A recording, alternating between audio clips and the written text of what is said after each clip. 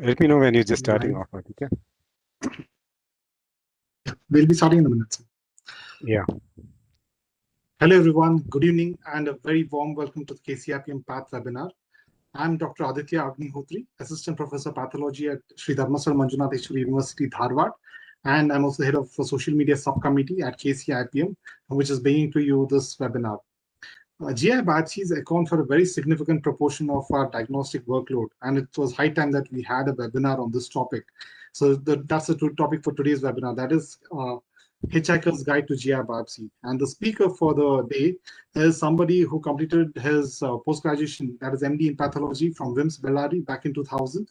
And after that, he worked in various institutes before resigning as professor of pathology from Vaidehi Institute of Medical Sciences, Bangalore, and to pursue a career in diagnostic pathology. He's currently working as a senior consultant pathologist at RV Metropolis Bangalore. And he has a very keen diagnostic eye and an excellent teaching skills. So we are all eagerly looking, just like you, we are all eagerly looking forward to learning from him. He's none other than Dr. K V Santosh, sir. Good evening, sir. Welcome to the session. Good evening, Aditya. So over to you. The session is yours. Thank you, Aditya. Good evening to all the listeners. And at the outset, I'd like to thank KCIAPM for having invited me over for this edition of KCIAPM's webinar series. It is indeed a privilege to be here as part of the series which has been ongoing for over a year. And I'm told that tomorrow, isn't it, Aditya? It would be a year since this webinar series started. And congratulations are in order, Aditya, for having completed one successful year of this webinar series. Thank you, sir.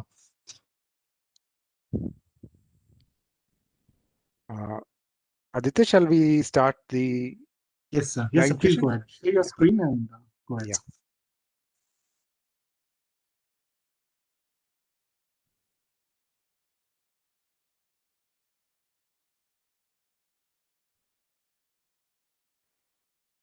Good evening to everyone. Yeah, okay. Good evening to everyone, and welcome once again to this edition of KCIAPM's webinar. This edition is on GI biopsy pathology. I'd like to bring greetings from all my colleagues and faculty at the RV Metropolis Bangalore. The content of today's talk is mostly directed at the target audience consisting of residents and postgraduates in pathology.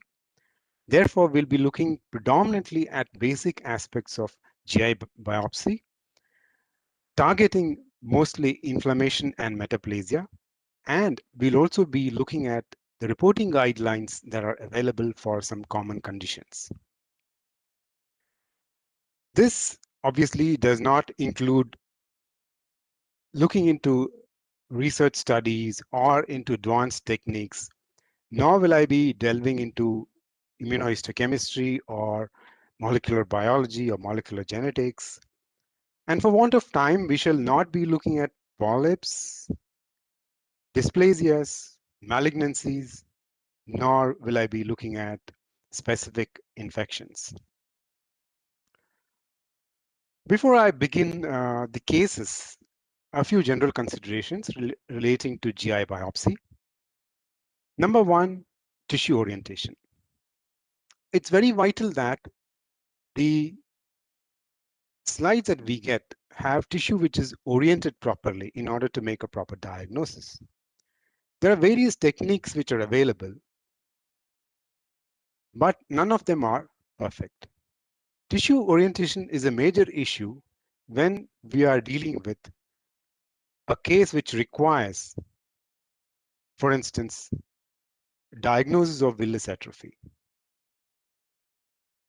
Tissue orientation can be overcome to some extent by getting a large number of biopsies. There are various guidelines available for the endoscopists which require them to take a minimum number of biopsies so that the yield is good and a diagnosis is made with ease by the pathologist. Pathologists should also make sure that there is no loss of tissue. And it is a good practice for each lab to have a tracking system which tracks the number of biopsies right from the time the biopsy is received at the lab to the time the reports are signed out. A third consideration is relating to artifacts. Artifacts produced by crush by the tissue forceps can produce spindled appearance of the tissue, and this should not be mistaken for a lesion. Similarly, procedural changes such as subepithelial edema and hemorrhage should be recognized as such and not construed as pathological changes. With these few points on general considerations, let us move on in our journey, a journey which will take us from a case involving the esophagus and move down to distal portions of the GI tract. We begin with case scenario 1. I'm calling it case scenario for a specific reason. The clinical details and the endoscopic findings are real, and the microscopy, which I'm going to describe, is also real. But some of the images, for obvious reasons, are borrowed from other cases. Obviously, a single case may not show all the findings, and therefore I had to borrow some images from other cases. Hence, I'm going to call these case scenarios rather than cases. Case number 1 is a 58-year-old female with a history of loss of appetite and dyspepsia. The endoscopy report mentioned antral erosions and Barrett's esophagus. The Barrett's esophagus was further subclassified as C2M4. What is this C2M4 notation? This notation belongs to the Prague classification. Prague classification goes beyond simply calling Barrett's esophagus short segment or long segment. The Prague classification actually defines the extent to which there is involvement of the esophagus by Barrett's esophagus as observed by the endoscopist. The notation involves two components, C standing for circumferential extent and M for maximal extent. As you can see in this image,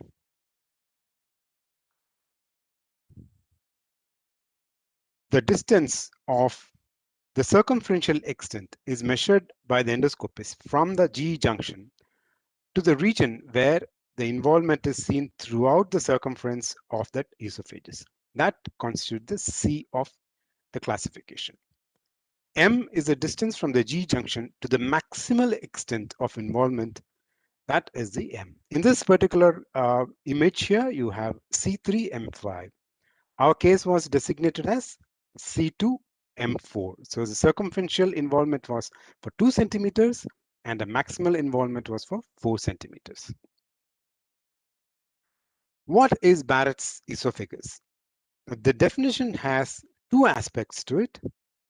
One, there must be endoscopic evidence of metaplasia at a distance of at least 1 centimeter proximal to the gastroesophageal junction. And two, presence of metaplasia on histopathology. So one aspect of this has already been diagnosed by the endoscopist. He has concluded that there is evidence of metaplasia away from the GI junction at a distance of more than 1 centimeter. Now the task upon us is very clear. We need to look at the biopsy and find out if metaplasia is present or not. The task seems simple, isn't it? The normal histology of esophagus, as we all know, is made up of by a non-keratinized stratified squamous epithelium, which has a basal layer consisting of usually 1 to 2 cell thickness, and the papillae, which are nothing but the elevations of the subepithelial stroma into the epithelial layer. Generally, this is of a height of 1/3 the entire thickness of the stratified squamous epithelium. In addition, one must remember that esophageal glands along with the ducts are present, and these help in lubrication. So our task today in this particular case is to diagnose Barrett's esophagus by means of detecting metaplasia. Very simple, but what is metaplasia in Barrett esophagus? Depending upon which part of the globe you are in, metaplasia is defined differently. The American College of Gastroenterology defines or requires or mandates the presence of intestinal metaplasia in the form of goblet cells to actually define Barrett esophagus. This was provided by the American College of Gastroenterology Clinical Guidelines, which was released in 2016.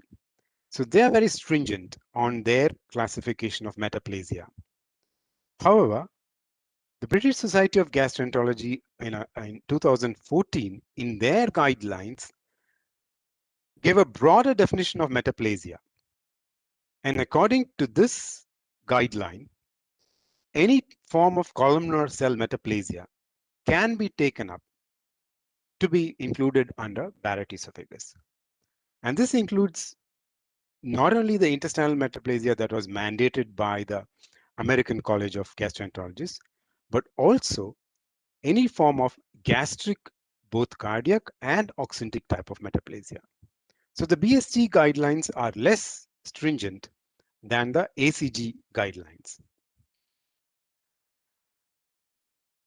The BSG guidelines goes further beyond just defining what metaplasia is and gives detailed description of what a pathologist must look into and must describe in a report on Barrett's esophagus. They also provide a kind of checklist, as you can see in this image, about what should be included in your biopsy report. This includes the total number of biopsies, the presence of native esophageal structures like the esophageal glands that we noted earlier, the presence of intestinal metaplasia, and also whether dysplasia is present or not. They also give guidelines on how to report finally a case of Barrett esophagus. And this could include descriptions such as Barrett esophagus with gastric metaplasia only, or those with intestinal metaplasia, and also make a mention on the dysplasia and the grade of dysplasia. So this guidelines is much more of use to us as pathologists when compared to the ACG guidelines, which simply mentions that intestinal metaplasia must be present. Let's look at our case, and this is the biopsy at this is the image at low power magnification. One can see at the left portion the stratified squamous epithelium and the abrupt transition to the columnar mucosal epithelium. For all you know, this might be the GE junction, but the endoscopist has told us that this biopsy is from the esophagus. So one must take his word for it. Let's see this under a slightly higher magnification and see what kind of columnar epithelium is seen in this biopsy. At this magnification, one can easily make out the numerous goblet cells interspersed among the columnar epithelial lining. So what does this fit into? So this does fit into the ACG guidelines. We are seeing intestinal metaplasia, we are seeing goblet cells. And if you look carefully at some areas, you could see a slightly thickened borders of the epithelial lining. Maybe this is the brush border of the intestinal type of absorptive cells. So we are seeing classical goblet cells, and this is an intestinal metaplasia. So this constitutes what is described by the ACG as intestinal metaplasia and therefore defines Barrett esophagus in this case. But not always will you see such an example. Many times you do find only epithelial lining, which is columnar and does not show any goblet cells or intestinal type of absorptive cells. All you see is this kind of gastric, antral or pyloric kind of mucosal epithelial line, foveolar epithelial lining. So according to the BSG, this can also be considered as Barrett esophagus. Sometimes our job is easy when you see something like this, two islands of stratified squamous epithelium straddling a central focus showing obvious columnar cell metaplasia. Whether you call this intestinal metaplasia or gastric type of metaplasia, obviously there is a metaplastic change as can be observed by the stratified squamous epithelium on either side of this. So Barrett esophagus is of importance because of its progression to dysplasia.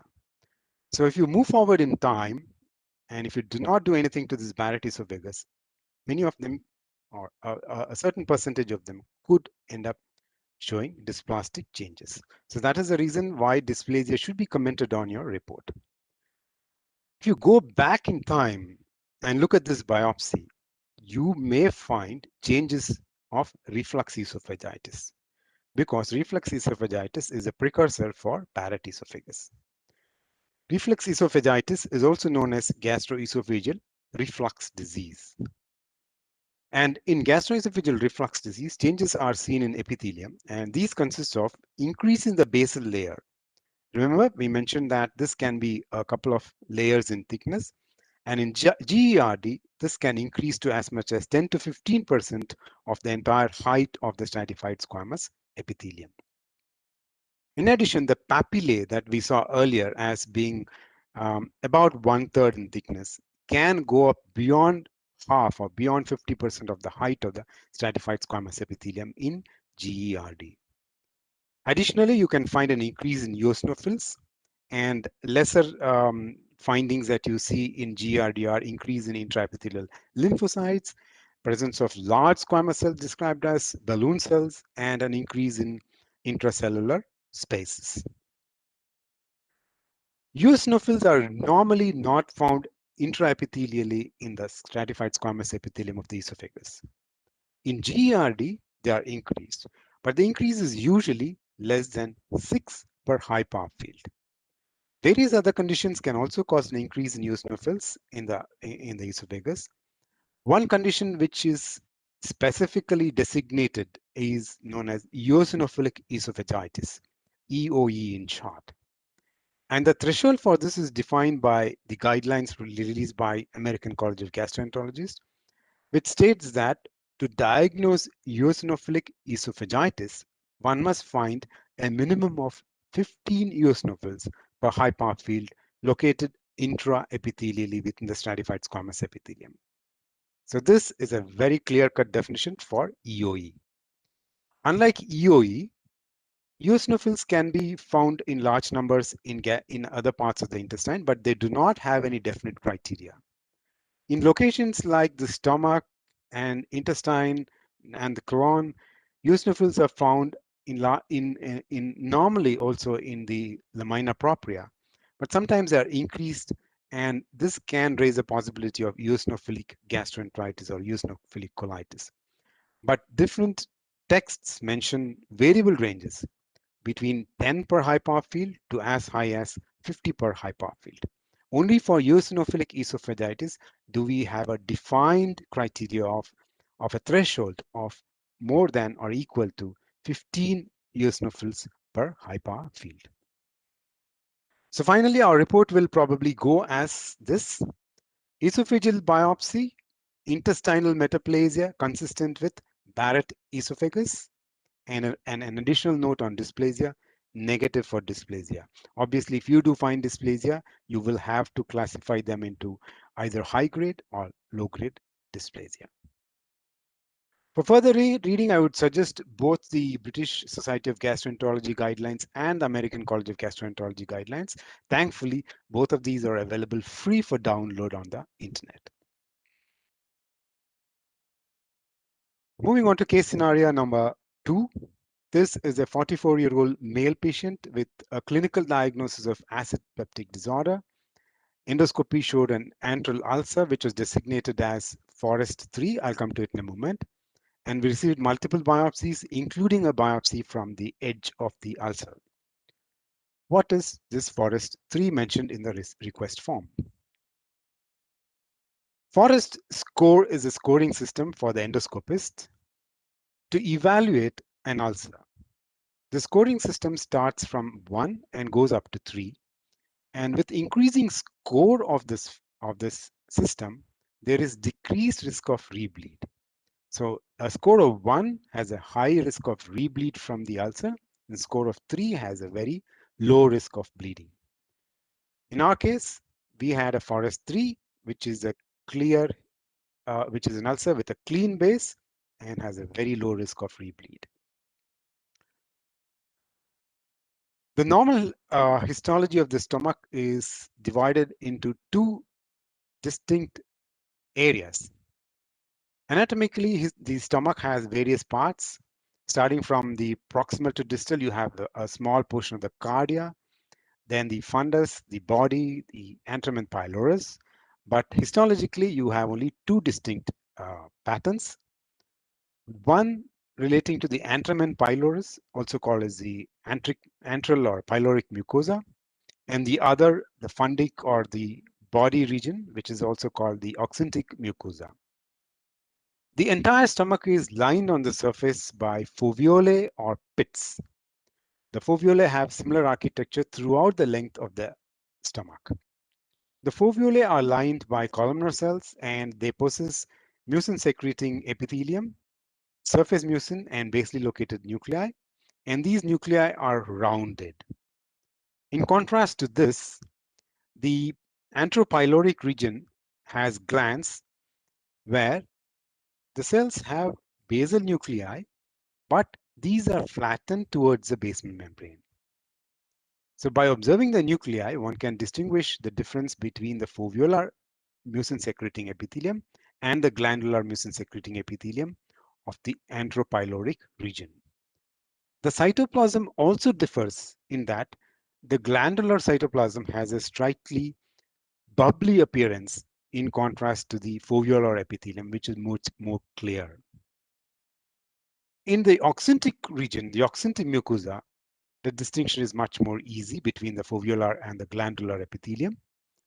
The foveolar cells have a similar appearance as described above, and the glandular cells have a very distinctive appearance in that the cells have abundant granular morphology with pink appearing parietal cells and slightly bluish hue of the chief cells as the appearance that you will encounter in the oxyntic mucosa. Another important note to consider while you're looking at the histology is the heights of the foveolae and the glands, or the ratio. In the antropyloric region, the ratio is almost equal. Foveolae and glands are 1:1, whereas in the oxyntic mucosa, the foveolae are short and the glands are elongated, and the ratio of foveolae to glands being roughly 1:4.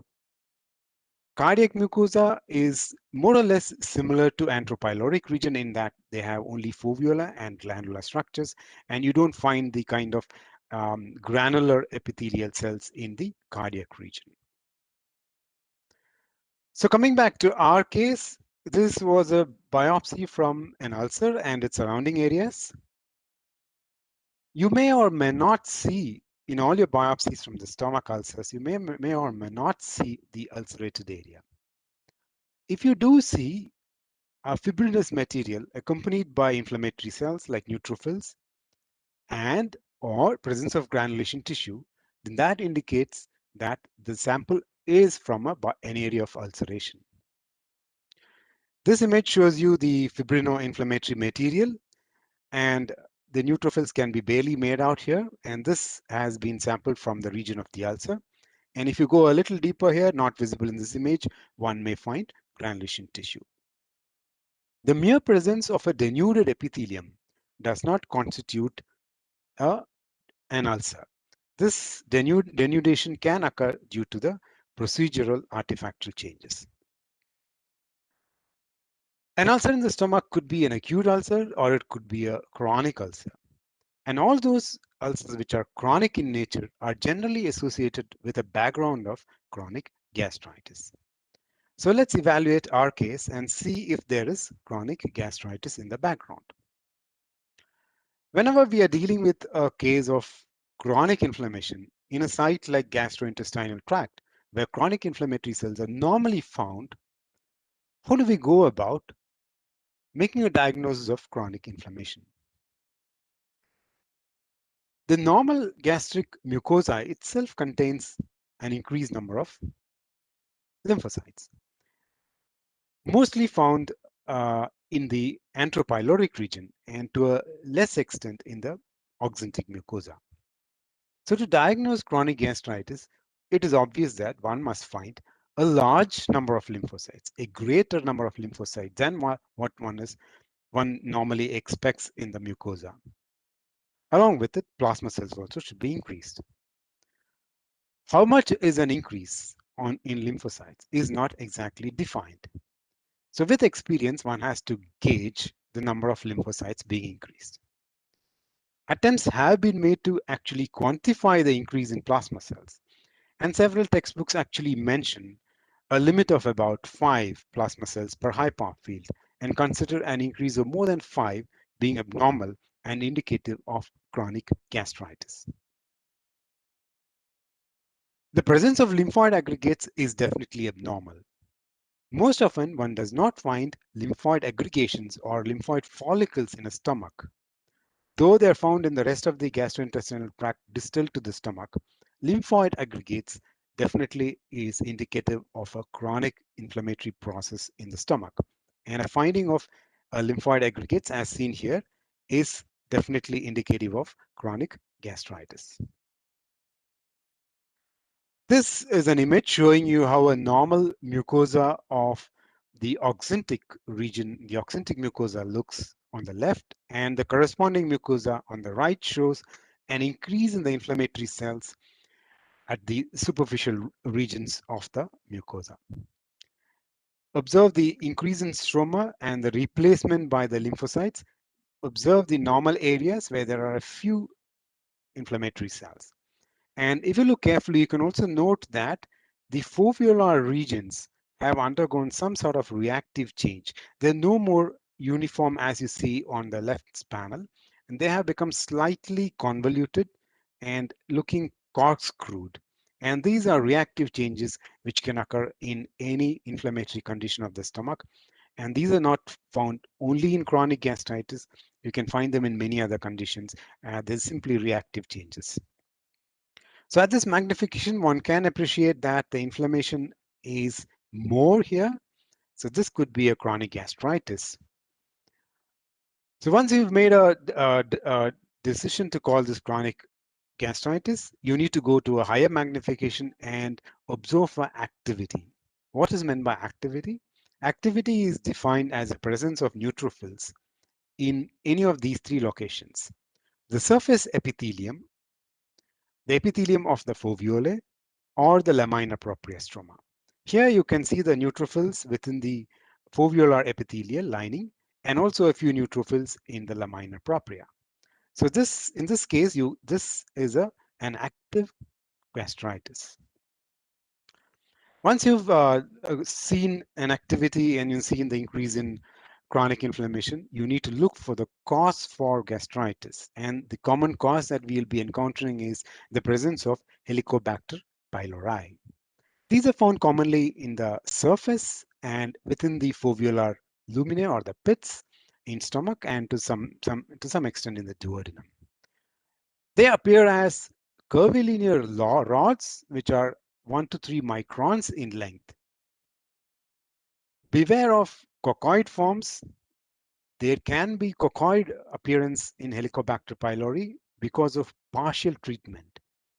So you may find a mixture of curvilinear and coccoid forms, and these must be recognized as Helicobacter pylori, even though they are coccoid in nature. Just to remember at this juncture that the work on H. pylori and H. pylori related gastritis and gastric ulcers yielded Robin Warren, a pathologist, and Barry Marshall, a physician, the 2005 Nobel Prize for Medicine. H. pylori can be easily observed on high power in a well-stained section of adequate thickness. All one needs to do is to look at it carefully in high power field, and you can see this kind of aggregations of curvilinear bacilli hiding or present within the background of mucinous material. You need not do special stains like GIMSA as you've seen here. GIMSA does not produce any kind of metachromasia on the bacilli, and it simply highlights them. And as it is, these bacilli can be observed in regular HND sections. If you have a doubt, you could always use an oil immersion to look at the morphology of the H. pylori, but a special stain such as GIMSA is really not necessary. Having said that, do we need immunohistochemistry to diagnose H. pylori? No, we do not. It's not suggested by any of the guidelines that a routine IHC be done to detect H. pylori. An experienced pathologist can always detect it on routine H&E morphology. Sometimes they can be difficult to observe, especially when they lurk behind areas like this, where there's a lot of mucin, and a cursory glance to such an area under low power field, one may miss these bacilli lurking within the abundant pink staining mucin in the background. Another organism which can be sometimes mistaken for H. pylori is H. Halemannii. These appear as more tortuous, slightly longer, rod-shaped organisms, usually found in smaller numbers than what is found in H. pylori. So these are known as H. Halemannii. Incidentally, even if you do misdiagnose these as H. pylori, I believe it does not make much of a difference because the treatment remains the same. Remember that these have a greater degree of convolutions or corkscrew appearance compared to the H. pylori. A fun question at this juncture: what would Sherlock Holmes look for on his visit to a home of a patient with H. Halemannii infection? The options are A. Hound sleeping on the rug, fish on the dinner plate, hidden door, broken window pane. What are your answers? The answer is a hound sleeping on the rug. Why is it so? Because H. Halemannii is said to be transmitted from animal sources, including dogs and cats. Another caveat on reporting on H. pylori is the presence of oral flora. Sometimes oral flora can be driven into the gastric mucosal surface, and these may appear on the surface as rod-like structures, as you can see in this image. But observe carefully that these do not have the curvilinear morphology. They're much more plump, and they have a slightly more basophilic appearance. And if you look carefully, you can also note that they're admixed with cockle forms. This image on the bottom right have purely cockle forms. And the one on the top left has a mixture of coccoid and rod-shaped forms. These should not be mistaken for H. pylori. Another clue to the fact that these are oral flora is that these are not found within the depths of the foveolar or pits, foveolar luminae or pits. They are solely confined to the luminal surface. Then one needs to look at metaplasia. Metaplastic changes can occur in chronic gastritis. And the metaplasia that one must be looking for now is again the intestinal metaplasia that we encountered earlier on in our case of Barrett's esophagus. Metaplasia here again is in the form of intestinal metaplasia, where you see goblet cells and absorptive cells.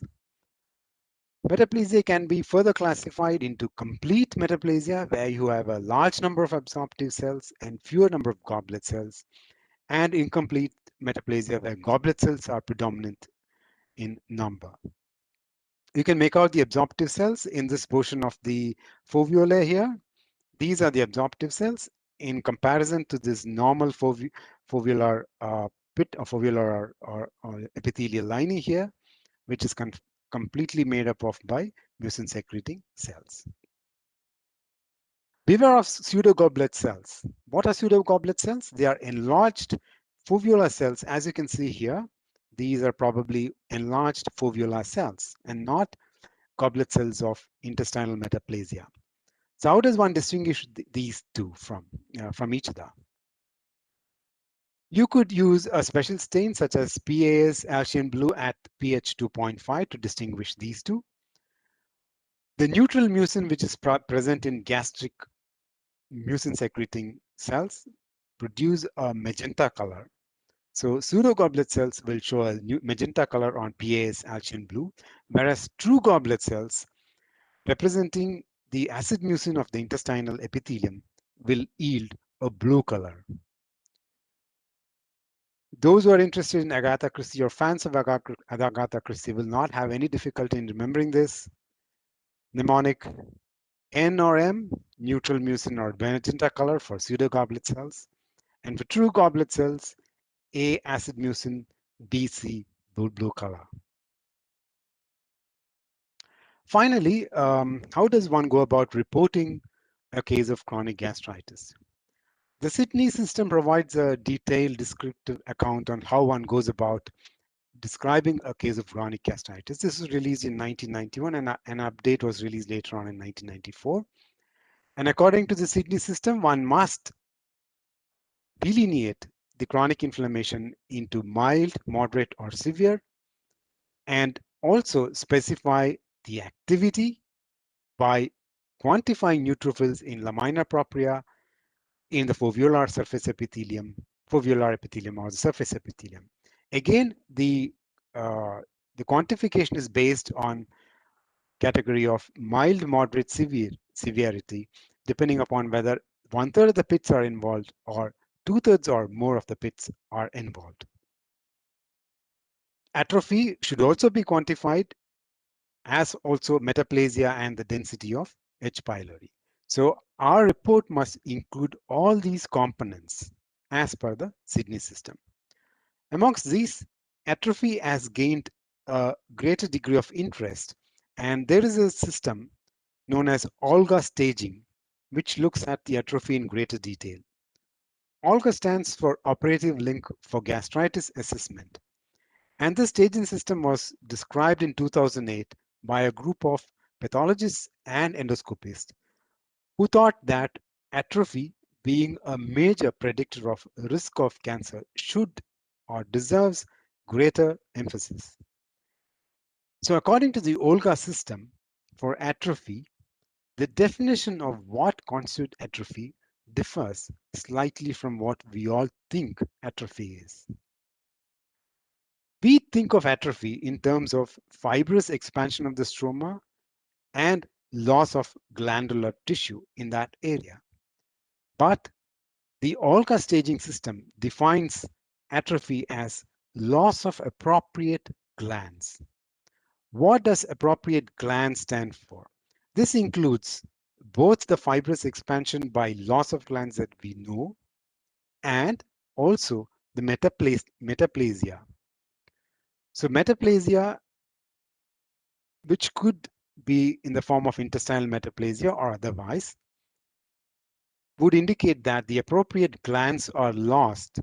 And so this is also included in the definition of atrophy. And further, the OLGA staging system involves scoring each biopsy into either 0, 1, 2, or 3, depending upon what percentage of each of the biopsy shows loss of these appropriate glands.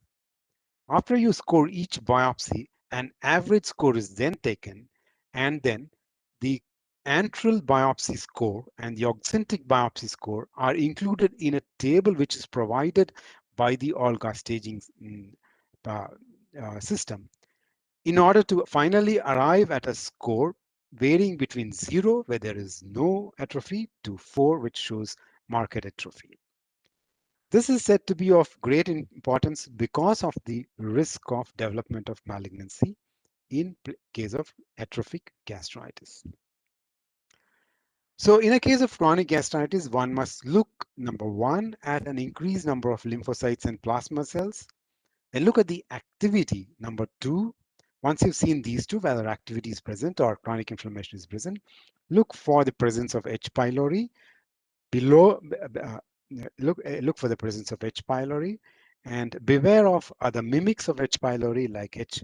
Hillmani and oral contaminants. And finally, describe your report, making sure that you have included all components. Take the assistance of Sydney system to finally conclude your report. So our report will probably go like this: chronic active gastritis with organisms morphology consistent with H. pylori. In other words, H. pylori induced chronic active gastritis, and the description will include all the aspects mentioned in the Sydney system.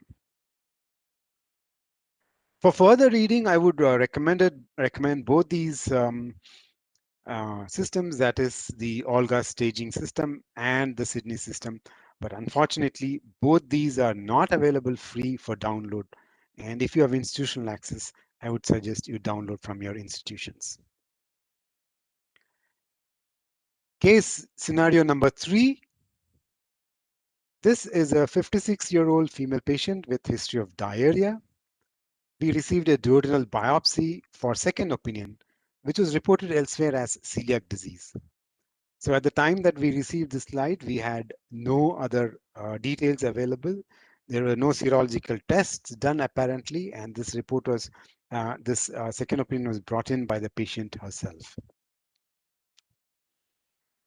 The normal histology of small intestine includes the presence of villi and crypts. An important consideration here is to note that the crypt to villus ratio is generally in the range of 1:3 to 1:5, though you can find a lot of regional variations, age-related variations, and variations in different races. Here we have a dire need to have a section which is well oriented. This panel on the right shows you 1, 2, 3, 4 villi, of which 2 are very well oriented, the other 2 are not well oriented. So this area you can use to look at whether there is atrophy or not. But a section like this, where the microtomy cut has gone right across the cross section of these villi, will not be available for you to differentiate whether crypt hyperplasia or villus atrophy has occurred or not. So this would be of no use to you to interpret in terms of crypt villus ratio or villus atrophy. Celiac disease is a disease which must be diagnosed taking into consideration several aspects: the clinical history of the patient, the relationship with gluten diet, a serology, a positive serology test result when the patient is on gluten diet. Positive serology could include positivity or increased titers of IgA, tissue glutaminase, or IgA DGP, which is deamidated gliadin peptides. In addition to increased IgA titers, one must also take into account a positive biopsy finding. Positive biopsy findings include the following triad: increase in intraepithelial lymphocytes, presence of villus atrophy, and crypt hyperplasia. An important caveat here is that all these must not be assessed over a region of the lymphoid follicle. If you see the surface mucosa above a lymphoid follicles, there might be an increase in intraepithelial lymphocytes. And the region of lymphoid follicle will cause artifactual changes in the villus architecture. So this area should not be used for assessing the architecture of villi or crypts. Rarely, HLA-DQ2 or DQ8 can be looked for, and these are not routinely advised in a case of celiac disease. So what is our task before us? We need to look at the biopsy and see if these triad of findings is present. Remember that this triad is not something which is specific for celiac disease and can be found in any other condition relating to malabsorption. Let's see what is present in our case. The image in the top panel shows some amount of distortion of the villi. Is it really atrophic, or is it blunting, or is it poor orientation? We're not very sure, but if you look at the basal region where there are crypts, look at this region, you can see that Crypts are here short, but here there is definite degree of hyperplasia. So crypts appear elongated in this area compared to this region, and there is some amount of blunting of the overlying villi. The image on the bottom, this is another biopsy of the same patient, another bit of the same patient showing obvious surface flattening, the loss of villi-like appearance on the surface, and obvious hyperplasia of the crypts. So this looks like an absolutely flattened atrophic villi associated with hyperplastic crypts or crypt elongation. So we need to also look at the surface epithelium to look for evidence of increased intraepithelial lymphocytes. So this shows again a shortened villus. Notice that it's shortened to somewhere here, and this area shows the increased number of intraepithelial lymphocytes, which is quite obvious at this magnification. If you need to go further ahead, you can see here that all these round, dark, hyperchromatic appearing cells are the lymphocytes, and the remaining pale looking, slightly ovoid looking nuclei are the enterocyte nuclei. So these are increased. These areas show increase in intraepithelial lymphocytes. How many intraepithelial lymphocytes should be present in order to make a diagnosis of celiac disease? The definition states that one must find more than 40 intraepithelial lymphocytes per 100 epithelial cells in a biopsy, preferably from proximal small bowel, to diagnose celiac disease. Remembering that this may be patchy, one must look for several levels or several areas of the biopsy in order to diagnose celiac disease. So it may not be that all areas of the biopsy shows a large number of intraepithelial lymphocytes, sufficient enough to call celiac disease. Intraepithelial lymphocytes can also be found in other parts of the GI tract, and cutoff for these areas, for example, lymphocytic gastritis, the cutoff for intraepithelial lymphocytes is more than 25 per 100 epithelial cells. And for lymphocytic colitis is more than 20 per 100 epithelial cells.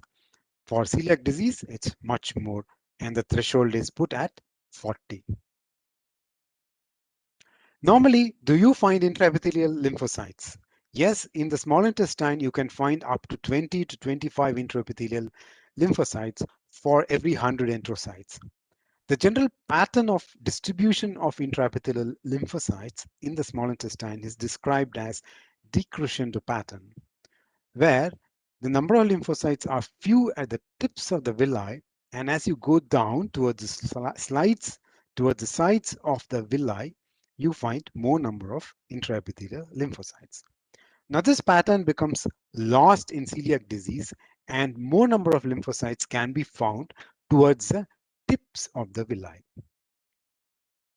The question now before us is, do we need to really sit down and count the number of enterocytes and count the number of intraepithelial lymphocytes, or is it enough to just give a rough estimate, a ballpark figure? No, we need to count them. There are two methods of counting which are advocated.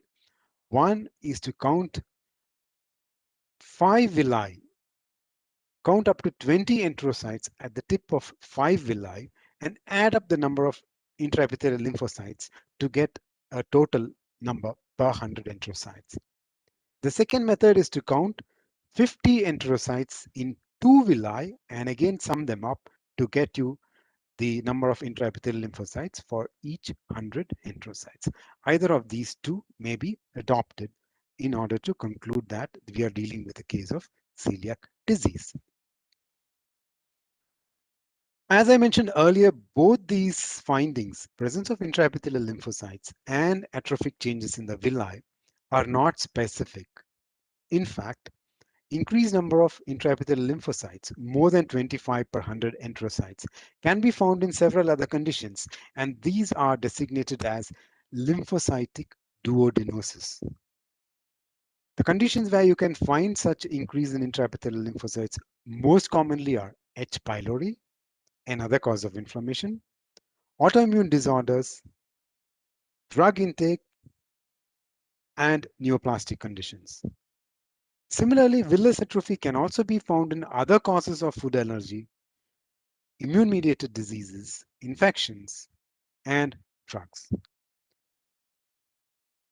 Once you've seen that there is an increase in intraepithelial lymphocytes and atrophy and/or hyperplasia present, you need to further classify celiac disease based on one of several methods that are available. The most commonly used is the modified Marsh classification, otherwise known as the Marsh-Oberhuber classification.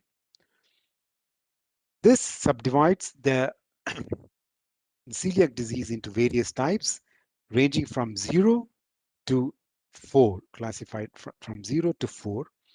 And all of this has in common increased number of intraepithelial lymphocytes, but the crypts and the villi show architectural changes ranging from normal or to hyperplastic in crypts and ranging from normal to mild atrophy to marked atrophy or complete atrophy in villi.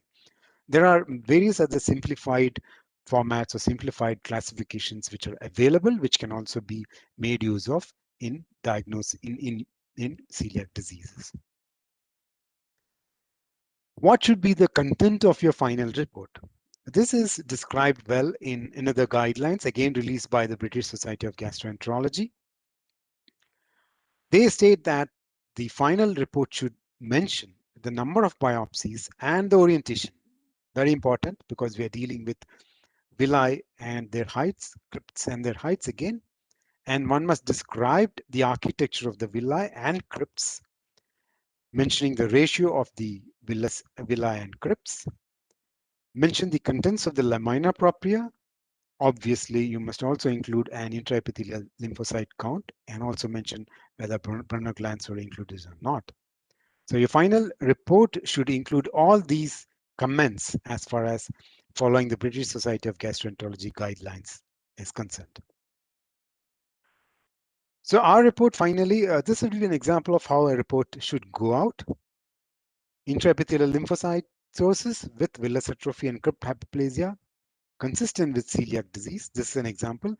Our report did not exactly go as mentioned here, and we did not commit on celiac disease because it was a second opinion and we did not have in our hands all the details of the patient, and we actually gave it out as a guarded opinion with a lot of comments relating to correlation with clinical findings, correlation with the serological results, and probably correlation with gluten challenge and so on.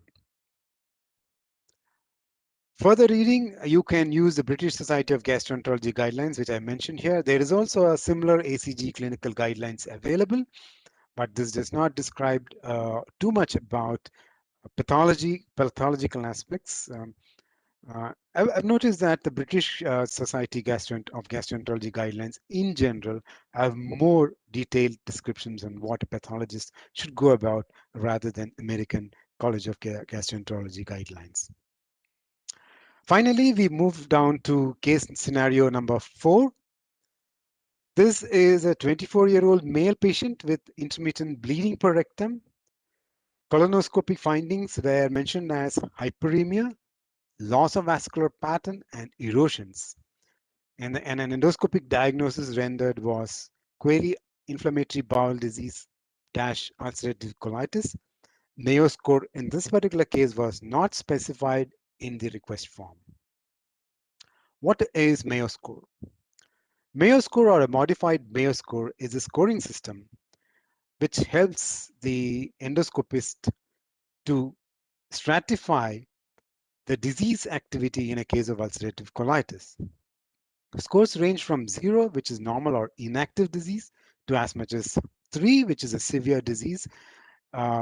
Severe disease involves spontaneous bleeding and ulceration, and the less severe diseases show erythema, decreased vascular pattern, and friability. Our case had the loss of vascular pattern, hyperemia, and erosions, which probably fit into score 0. The normal histology of colorectum involves only crypts. So you have in the stomach foveolae or pits and glands. You have villi and crypts in the small intestine, and in the colorectum, you have only crypts. They're classically described as appearing like a row of test tubes resting on the muscularis mucosae. The lower portions of the colonic crypts typically rest or are almost in contact with the muscularis mucosae fibers. And the distance between the adjacent crypts are uniform. Thereby, these are described as appearing like test tubes. There are some differences between the right colon and the left colon, which should be kept in mind when we are looking at a case of inflammation. For example, in the right colon, especially in the cecum, the lymphocyte count in the lamina propria is much higher when compared to the lamina propria of the left colon. Paneth cells can be found in the right side, in the ascending colon, and to some extent in the transverse colon, as much as this, until the splenic flexure. Beyond the splenic flexure in the left colon, one normally does not see Paneth cells.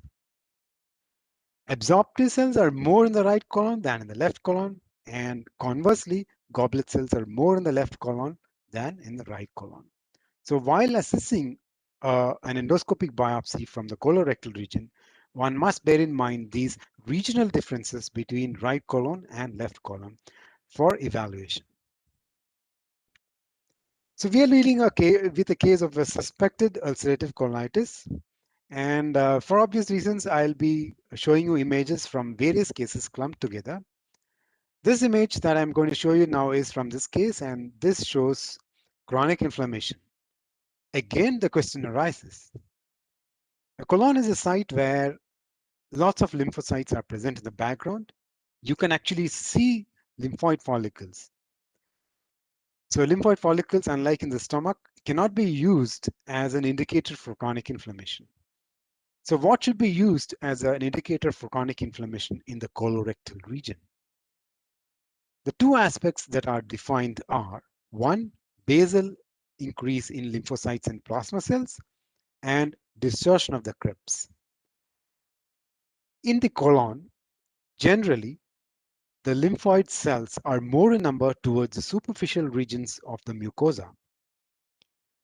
And in a chronic inflammation, this pattern becomes lost, and there is a greater number of lymphocytes and plasma cells in the deeper regions. And this is what is specified as increase in basal area showing lymphocytes and plasma cells.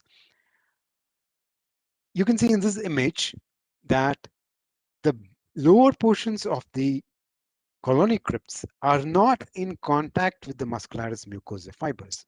There is a space created here, and this space is formed by an increased number of lymphocytes and probably plasma cells. And this constitutes basal lymphoplasmacytosis. One can also notice that the surrounding areas of the lamina propria also shows a large number of lymphoid cells. In some places, you actually do not see the evidence of crypts. Crypts appear to have been lost in some areas because of the expansion by lymphoid cells. So this is basal lymphocytosis or basal lymphoplasmacytosis, an indicator of chronic inflammation. The second point, which indicates chronic inflammation, is crypt distortion. The crypts show distortion in various forms, including branching or splitting. This can sometimes occur just immediately after the crypt is seen from the surface. So at the superficial level, one may find crypt branching, but when you see this in the middle portion of the crypt or at the bottom portion, then it's definitely abnormal. As you can see in this image, this crypt has split somewhere in the middle into two, and this crypt is also split here, but not obvious in this area of the biopsy. Maybe deeper sections will show the split here. Apart from this, crypt distortion could be an irregularly shaped crypt, or it could be a crypt dropout, where crypts are completely lost from that region, appearing to have dropped out because there is expansion by inflammatory cells. Or you could get crypt atrophy, where crypts appear shortened and replaced by lymphoid cells, as you saw in the earlier image. These appear to have been shortened because of the inflammation. So all these changes are seen as crypt distortion in a case of chronic inflammation. So these are all indicators that a chronic process has been occurring and regenerative changes to crypts are going on. And this is what has resulted in crypt distortion. In addition to these two findings, in ulcerative colitis, you can find various other positive findings which are not specific by themselves, but when taken together as a constellation of findings, then they are indicative of ulcerative colitis. These include crypt abscesses and cryptitis. Crypt abscesses and cryptitis can be found in acute colitis when they are associated with more number of lamina propria neutrophils, especially in superficial portions of the mucosa. So they are again not specific for ulcerative colitis. They are a non-specific finding. You can see in the single image, you can see a lot of changes. You can see that this crypt is obviously distorted, showing a branching here, and the red arrow points to crypt abscess, one area here, another area here, and the green arrow points to neutrophils within the crypt epithelium. So that is cryptitis. You can also find increased eosinophils in UC or ulcerative colitis. Again, it is not specific. You can find it in other conditions, including, remember, eosinophilic gastroenteritis or eosinophilic colitis that we mentioned earlier. Mucin depletion is another non-specific finding, which can again be found in many cases where chronic changes are occurring to the mucosa. This bracket in black shows an area where you don't see any mucin in this entire stretch of epithelial lining, though in other places you do find residual mucin secretion. You find large areas where there is mucin depletion. Pennant cell metaplasia is another finding that you can get in ulcerative colitis. Remember, Pennant cells are normally found in the proximal and in the transverse colon, but it is usually not found in the distal or the descending colon. And so presence of such Pennant cells, which appear as deeply eosinophilic granular cells at the base of the crypts located in the left colon, constitutes what is known as Pennant cell metaplasia. So all these changes are actually not specific to ulcerative colitis, but taken together, in addition to the changes that we mentioned earlier, basal lymphoplasmacytosis and crypt distortion, together, all of them point towards a diagnosis of ulcerative colitis. The guidelines which is most important in diagnosing and reporting inflammatory bowel disease, not just ulcerative colitis, is the one that is released by British Society of Gastroenterology in 2013. This is one of my favorite guidelines. This has a mnemonic PAID, and each of this stands for a particular aspect that one must include in your final report whenever you're reporting inflammatory bowel disease biopsies. P in this stands for the pattern of chronic inflammation, which includes the distribution and extent of inflammation. The distribution and extent can be mentioned as either diffuse or patchy or focal. And when it is focal, you can specify which parts are involved by chronic inflammation. A stands for activity, wherein you have to grade the activity, about which I'll come to in the next slide, and mention specifically the location where the activity is seen. I stands for interpretation.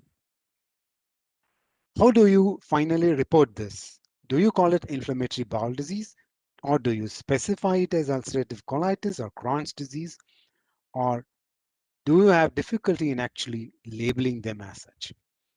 Finally, a note on dysplasia, that is D. If present, what is the location, and what is the severity? Is it low? Is it of um, low grade or is it of high grade? So this guidelines actually specifies all these to be mentioned in your final report.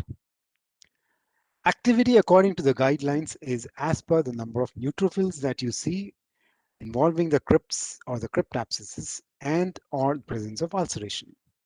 Activity is again graded into mild, moderate, or severe. Mild activity is defined as less than or equal to 25% of the crypts showing cryptitis and or less than or equal to 10% of the crypts showing cryptapsis. When these figures are more than that, you classify it as moderate activity. And when these are associated with ulceration or multiple erosions, then you label it as severe activity. So this is the activity grading provided for inflammatory bowel disease biopsies. One of the intriguing questions that arise when we deal with small biopsies is, can we differentiate ulcerative colitis from Crohn's disease given the limited amount of tissue that one has? We do not have the entire thickness, so one cannot look for transmural inflammation. One cannot look for a lot of areas searching for granulomas. One has very little amount of tissue in hands to differentiate. So what can we do to differentiate ulcerative colitis from Crohn's disease? The first thing that one must do, the foremost thing that one must do, is to look at the endoscopy findings. Is there pancolitis? Yes, that favors ulcerative colitis. Is there patchy inflammation, skip lesions described in the biopsy, in the endoscopy report? Yes, that favors Crohn's disease. Ideally, one should look for or differentiate these two by looking at several sections. And ideally, one must get segmental biopsies from various sites. So if you get segmental biopsies, it becomes easy for you to assess whether you're dealing with a case of ulcerative colitis or Crohn's disease. In UC or ulcerative colitis, the distribution of inflammation is uniform. Sometimes you find that inflammation is confined to the rectum and there is a variable extent of inflammatory involvement proximal to the rectum. In pancolitis, you will find them inflammation, you will find it uniform throughout. But in Crohn's disease, the inflammation is segmental. So it's not uniform as in UC. And when you get a segmental biopsies from different sites, the intensity or the degree of inflammation is more in the distal portion when compared to the proximal portion in ulcerative colitis. And you don't see any such gradation of intensity in Crohn's disease. And when you see one single biopsy, when you look at a single biopsy, again, you see inflammation being uniform within a single biopsy in UC, but there is variation in the intensity in Crohn's disease. This may be subtle and may be difficult to differentiate, but submucosal tissue is not usually present in a mucosal biopsy, but if it is present, and if you see a lot of inflammation in the submucosal region, yes, that points to Crohn's disease because ulcerative colitis does not usually have inflammation in the submucosal region. Lastly, granulomas. Yes, if you find granulomas, especially microgranulomas, ill-defined granulomas, yes, that is a pointer to the fact that this is not ulcerative colitis. This could be Crohn's disease. So presence of granulomas rules out ulcerative colitis. If you look at books or text matter on this, you will find many other less clear-cut changes, subtle and subjective changes. For example, mucin depletion being more in UC than CD. Presence of panacea metaplasia occurring more in ulcerative colitis than in Crohn's disease, and pyloric metaplasia more in Crohn's disease and ulcerative colitis. But I would suggest that you go for a a comprehensive look at the endoscopy report, the segmental biopsies involving all the tissue that is available to finally arrive at a distinction of whether you're dealing with ulcerative colitis or Crohn's disease. The clinching diagnostic factor would obviously be the presence of granulomas, which will rule out UC. But if you do see Crohn's disease, especially if you do see granulomas, especially in a country like ours, and in a biopsy from the ileocecal region, then the differential to be considered is tuberculosis. In Crohn's disease, the granulomas are small, described as microgranulomas, and can be ill-defined. They may be made up of a few epithelioid cells, and sometimes one needs deeper sections, multiple sections to be looked at to look for a proper granuloma. In contrast, a tubercular granuloma is larger in size. Confluent granulomas and granulomas with necrotizing or caseation type of necrosis favors tuberculosis and must elicit from the pathologist a look for acid-fast bacilli. Larger size of granulomas again favors tuberculosis and must uh, elicit a look for Ziehl-Neelsen grain and Ziehl-Neelsen stained bacilli for AFP. Finally, your report, in keeping with the guidelines, this is an abbreviated form of the report, would be something like this. Diffuse chronic colitis with mild activity. You can specify here where the activity is present, depending upon what material has been sent to you. If there are segmental biopsies involving multiple locations, you could specify that the activity is seen in rectum and proximal rectum and distal colon, or so on. Consistent with ulcerative colitis, and add a note on the presence or absence of dysplasia. For further reading, again, the British Society of Gastrology guidelines, I would strongly recommend anyone who is reporting inflammatory bowel disease biopsies to go through this. This has a lot of material on how to report difficult cases, what terminology to use when you're not sure of whether to call it ulcerative colitis or Crohn's disease. Do you need to call it inflammatory bowel disease and not specify what it is? All these are dealt with in this guidelines. There's also another guideline released um, by the European Consensus on Histopathology of Inflammatory Bowel Disease. This is also very exhaustive, but is less user-friendly.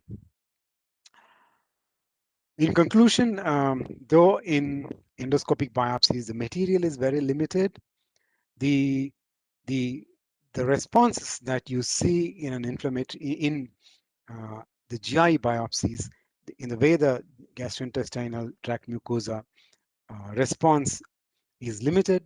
Therefore, a proper understanding of these changes can help us in coming to a conclusive diagnosis. And yes, my title has been influenced to a large extent by the bestseller, the classic Douglas Adams book, The Hitchhiker's Guide to the Galaxy. Thank you all for your patient listening and for tuning in, for logging in to this edition. And if you have any queries, you can always email me. That's my email ID. Thank you again. Thank you, Aditya, for hosting this. And thanks to KCIAPM for permitting me this episode. Thank you again. Aditya, over to you. Yeah. Thank you, sir. Could you please stop sharing the screen for some time? Yeah. So, thank you, sir, for that extremely informative lecture. We do have a lot of congratulatory messages for this being a very extremely informative session from the audience, and they're joining in from across the world. We have many from Egypt, Malaysia, Singapore joining us. So they do have a few questions for you, sir. So Sure. Dr. Esam wants to know whether there are any other criteria for eosinophilic esophagitis apart from the number of eosinophils. For eosinophilic esophagitis, there are various other changes that can occur, and these are not specific. But the specific feature that one must use to diagnose is it does rest on the number of eosinophils.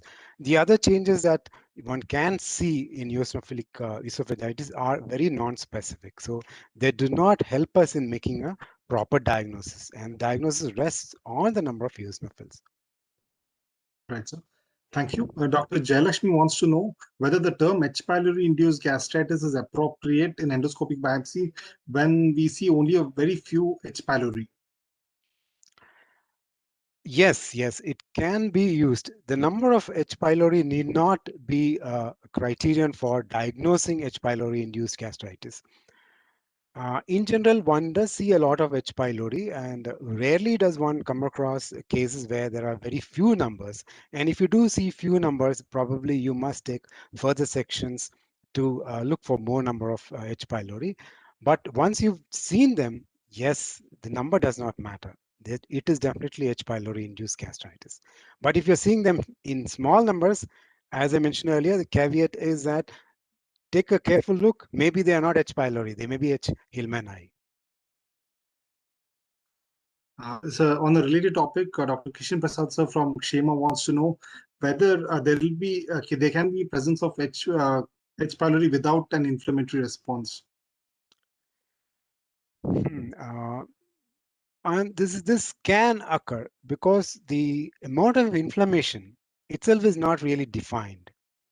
So we can't really say that, yes, this is a case where H. pylori is induced a large inflammatory response. So what is inflammatory response itself becomes a subjective phenomenon. So what I may say is more, maybe less for someone else. And the inflammatory response can also vary depending upon the location that you're looking at. In the antrum and pylorus, a lot of inflammatory cells can be found in comparison to the oxyntic mucosa. So again, one must look into all these aspects before one concludes whether you're seeing few inflammatory cells or not, whether that's significant enough to call chronic inflammation or not. Thank you, sir. So Vijay Shankar sir from AIMS Belur wants to know, he wants to share your experience on how to report the presence of cocoid forms of H. pylori. Yeah, I have seen, yeah, we do see cases where cocoid forms are present, but most often they are admixed with the classical curvilinear forms. And if you have doubts, you can always resort to using oil immersion, which is all that is required to actually scan some areas and look up for presence of the curvilinear forms. And it's unlikely that you will find cases where they're all made up of bicocoid forms. There will be some curvilinear forms as well, which will give you a clue to the fact that you're looking at these. And to distinguish their cocoid forms from, the oral contaminants, one can always look at the color. The cocoid forms of oral contaminants will take up a basophilic stain, a deeply basophilic stain, whereas the H. pylori will be eosinophilic. And also there will be an absence of the oral contaminants deep inside the foveolar or the crypts, foveolar or the pits. Thank you, sir. Moving to the questions based on celiac disease, Dr. Sumita Vats and Dr. Jayalakshmi have a similar question, so I'll just club them together. So Dr. Sumita actually has a case scenario wherein she says that there's a patient with unknown serology. Can we diagnose celiac disease with increased intraepithelial lymphocytes, but with normal crypt to Willis ratio? This would involve a discussion with the clinician and looking at the clinical details provided by the patient. You can, as theoretically, say that you're dealing with a case of celiac disease at an early stage. Look at the Marsh classification. You can get increased intraepithelial cells in celiac disease without corresponding changes in crypts and villi. But one must be very careful because you're going to label this patient as celiac disease. So if you do not have serology, then you must give out a guarded diagnosis. Say that this could be celiac disease. And in our scenario, one must also rule out tropical sprue in these conditions. So without serology, it would be very hazardous to straight away label it as celiac disease without consulting the clinician and finding out whether changes are are compatible with the clinical diagnosis of celiac disease, on our own, I would desist you from calling it celiac disease straight away. Thank you, sir. Dr. Sahil Saraf, who's joining us live from Singapore, is requesting you to explain how to identify a misplaced mucosa in GI biopsy. Pardon, misplaced? Mucosa in a GI biopsy. Displaced mucosa, Misplaced. separate, misplaced. Yeah. Oh, I would think that the same kind of description that we saw earlier about ulceration be, in place here. Suppose the mucosa has been displaced by a procedure, then you will not find any reaction to that. You will not find the presence of some fibrinous material or inflammatory cells, and then you know that this is not something which is caused by a damaged surface in vivo. And if you do find them without any intervening areas of inflammation or fibrinous material, then this is simply an artifact. So you could probably look at these subtle changes in the response from the tissue and say whether it is displaced in vivo or in vitro. Sir, CSBR Prasad sir wants some tips regarding the orientation of endoscopic and colonoscopic biopsies that really works in our day-to-day scenario. Okay. Actually, there are absolutely no tips on this. Uh, Various people have tried various methods, and it's all been not 100% perfect.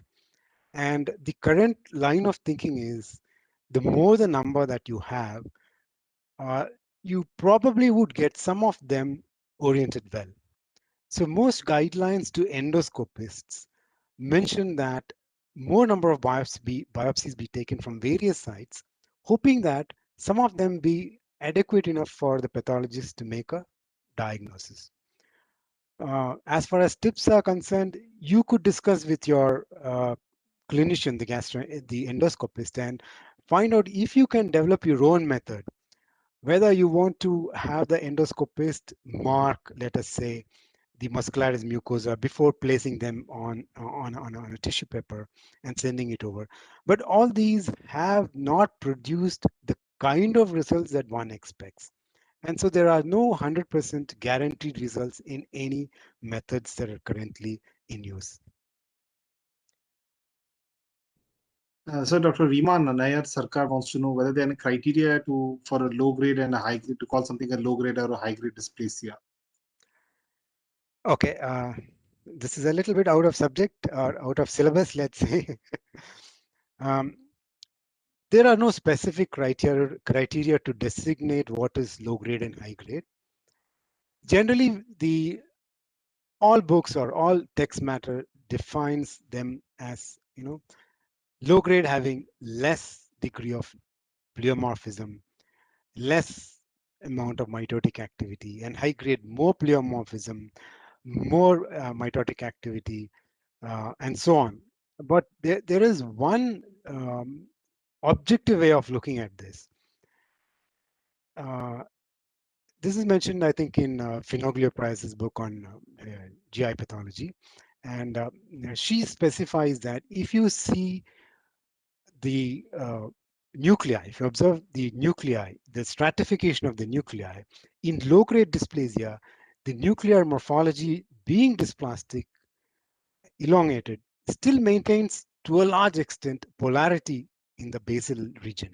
Whereas in a high-grade dysplasia, to a large extent, this polarity is lost, and you see more amount of nuclei being present towards the surface when compared to the low-grade dysplasia. So this is an objective way of looking at whether you're having a low-grade or a high-grade dysplasia.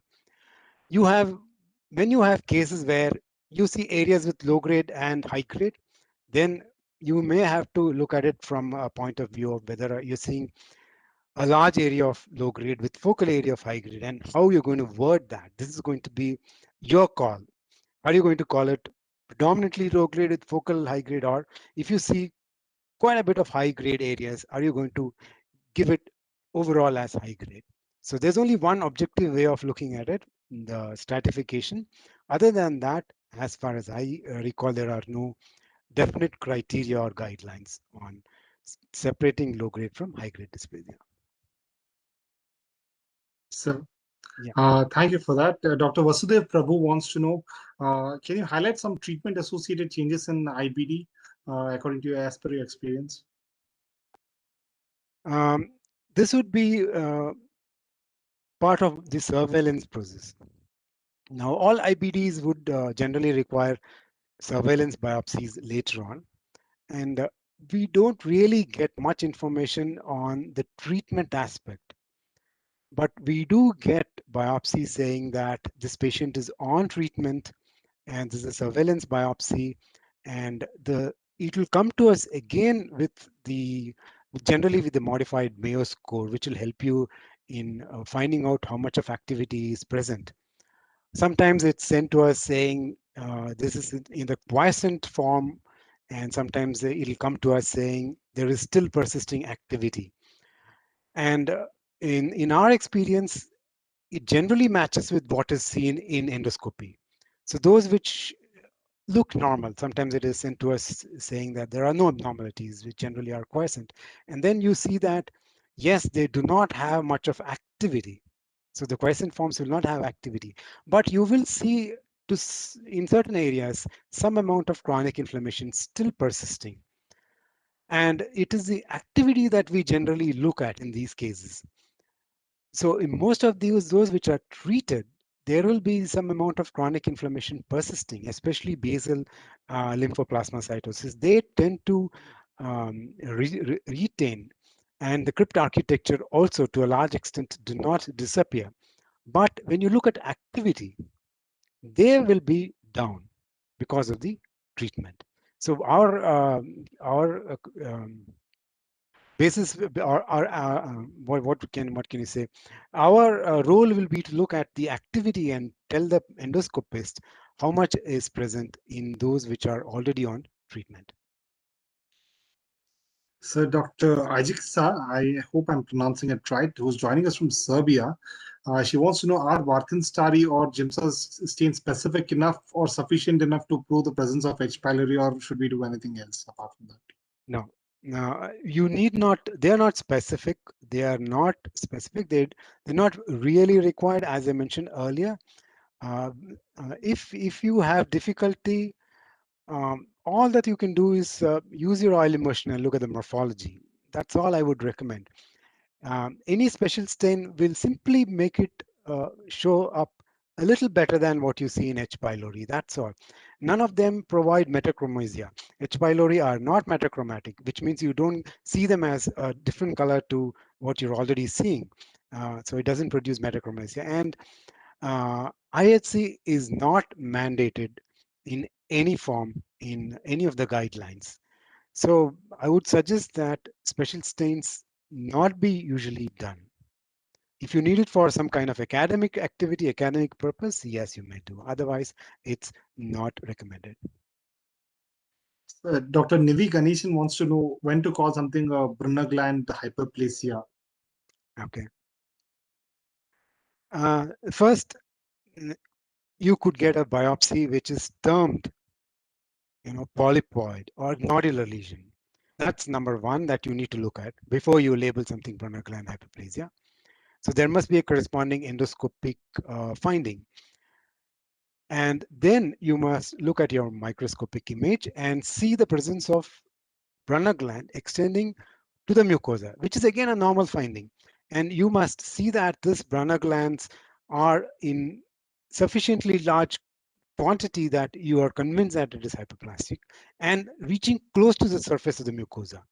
Remember that Brunner glands are not always located only in the submucosa. Normally also they can extend into the mucosal aspect, cutting across the muscularis mucosae. So just the mere presence of Brunner glands in the mucosa doesn't validate you calling it a Brunner gland hyperplasia. You must look at the endoscopic findings. You must look at the extent of involvement of the Brunner glands in the mucosa, replacement of large areas of the mucosa by Brunner glands, extension towards the mucosal surface epithelium. Take into consideration all this. There is no, again, there is no specific guideline on what constitutes ulnar gland hyperplasia. So thank you for patiently answering all the questions. We'll just take one last question, which is Sure. not about pathology, but more about managing clinicians, from Dr. Sachin Kale. He says, how to diplomatically ask your endoscopist to take deeper biopsies and include even the muscularis mucosae. This would indicate how good rapport you have with your clinician friends.